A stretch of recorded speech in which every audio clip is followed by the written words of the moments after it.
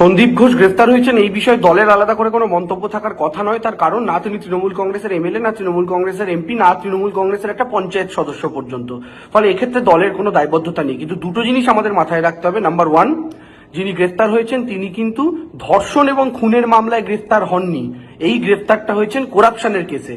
এটা আমাদের মাথায় রাখতে হবে। এখনো কিন্তু খুন এবং ধর্ষণের মামলায় আমরা যে প্রত্যেকে বিচার চাইছি সেই দাবি এখনো বজায় রয়েছে। কারণ এখনো পর্যন্ত ধর্ষণের মামলায় কলকাতা পুলিশের গ্রেফতার করা সঞ্জয় রায় ছাড়া দ্বিতীয় কোনো গ্রেফতারই এখনো পর্যন্ত হয়নি।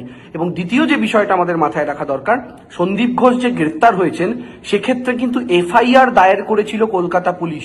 অর্থাৎ রাজ্য সরকারের দায়ের করা এফআইআর এ কিন্তু সন্দীপ ঘোষ অ্যারেস্ট হয়েছে।